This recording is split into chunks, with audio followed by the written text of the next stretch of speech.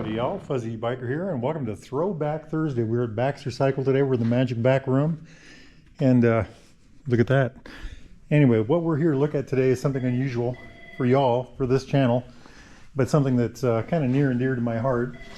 This is a Honda 350 CL350 from 1972, and this is the kind of motorcycle that I kind of cut my teeth on, this style of motorcycle. I never had an actual 350. My older brother had one just like this one. I think he had the CB model, the lower pipe model. But this was ubiquitous to my era. I you know, spent a lot of time with these kind of things. Took them apart, put them back together, broke them. My friends had them. My good friend Chuck had a couple of them. And I rode quite a bit of motorcycle like this. And so it's kind of a nostalgia thing for me. But so what is it? Well, I think it's about a 325 or 335 cc single overhead cam, it looks like. 2-cylinder engine, air cooled of course, dual carbureted, kick start, and it might be electric start. I don't know about that. Let's look for a starter. Yep, right there. So I would say it is electric start. This is the kind of the scrambler model, the CL was, and so you've got that really nifty pipe on the left side of the motorcycle. And they had different options for the end depending on the year, but really cool, isn't it? When I was young, the pipes were always trashed. I could fall over. Anyway, things like that. So it's got the bench seat. It's got about a 2.5 gallon gas tank. I think the wheelbase on these were about, I want to say I read 52 inches, and I don't know what that is in millimeters. The weight on this is supposed to be something like 350 pounds. So, you know, 33, 32, 34 horsepower, somewhere in there. 350 pounds. It's pretty good, isn't it? A good power to weight ratio for its time in particular. You know, nice nimble wheelbase at 52 inches. But so what's the reality of that? I remember riding these, and I remember thinking they handled terribly and they vibrated a lot. And I think they did. I think you know, in their time they were great bikes, but it's got, you know, it's got a 9.5 RPM red line. You know, that's kind of a neat dash. But I'm kind of starting off giving this thing a bad name. Let's back up a little bit. In its time, I think these are $700 or $900 new. So they were affordable. They were Japanese. They were. It's a Honda, so it's probably reliable. Everybody bought them. They were, like I said, when I was growing up, they were everywhere. My good friend Chuck had a couple of them. My older brother, like I said, had one. Just, you know, I put some miles on these things. I remember, like I said, riding it and thinking it was, you know, it was like sitting on a sawhorse, and the handling was not what I would call crisp, even though I did say it was got a short wheelbase. But oh, anyway, so let's just look at it as what it is. Like drum brakes, you know, the rear drum brake, the front drum brake. I was looking at this earlier. Leading shoe, a twin leading shoe. You know, that's nifty, isn't it? Speedo drive right there is my guess. Let's see if I'm right about that. Yep, I am. Metal fenders, of course, you know, covers on the boots, which is a scrambler, so it should probably have that. Just a really neat old bike, really. I like it. Let's look at the switch gear real quick. The left and right blinkers, the classic paint in the rear Honda blinkers. I'm guessing that's the horn right there. The clutch, of course. Over here we have a kill switch.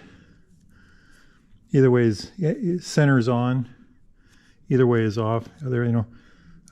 High lows for the lights, off, low, high. Back in the day you had headlights were not required.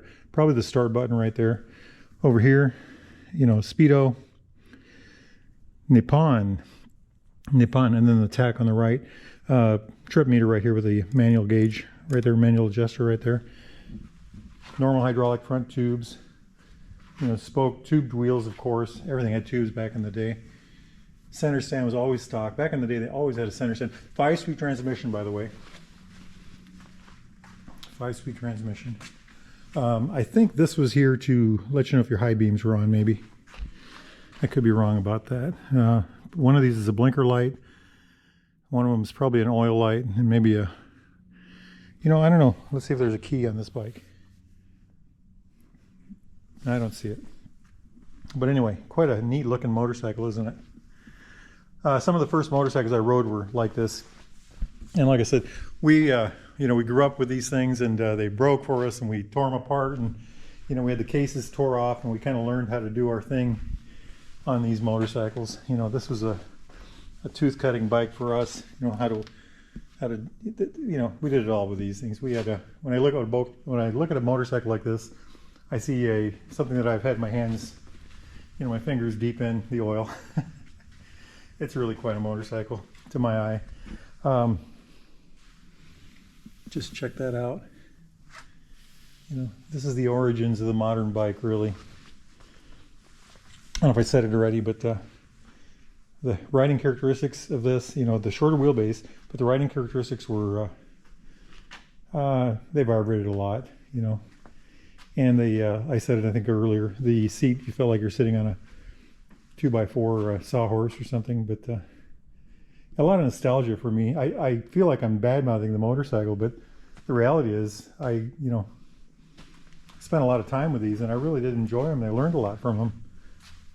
So I have a lot of good memories with these things, even though I'm not speaking of it glowingly, right?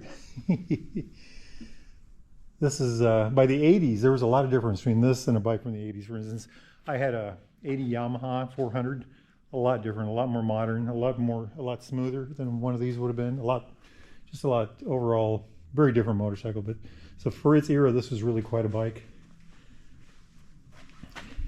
Here's the tag for it, by the way. 72 Honda CL 350, and then the price.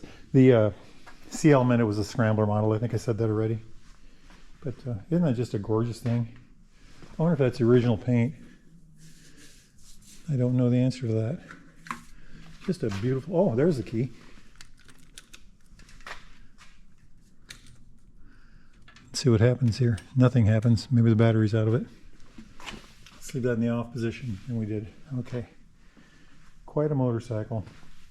Normal adjusters on the rack, on the back, twin shocks. Like I said, I already pointed out the rear drum brake. Back then all these bikes had a kickstart, even though this one does have electric. Quite a motorcycle, quite a motorcycle. Since I'm showing you motorcycles I drove for my youth, we're going to walk over here right quick. Second motorcycle I ever rode in my life. CB 100. First motorcycle I rode was a CB 125, which I had to hotwire. And the second one I rode was that exact kind of bike, CB 100, and it was white. And I had to hotwire that one too. A friend of my dad's, my dad had the 125 CB, and my dad's friend had a CB 100. And I asked him if I could ride it, if I could get it started, could I ride it? He said, sure. Well, I got it running. So anyway, back to our target bike here. Isn't that just a gorgeous machine? If you all are interested in anything like this, or anything like these, just a whole room full of beautiful British motorcycles here, or a couple of Japanese ones here, but give these people at Baxter Cycle a call. Ask for Randy or Jeremy or Amanda if you're foreign. Amanda has foreign sales. And by the way, they have parts. These rooms back behind these walls are just nothing but parts, and also they have buildings full of parts. So if you need anything like that at all, give these guys a call. Like I said, Baxter Cycle, baxtercycle.com. All right, y'all have a great day. Wahoo!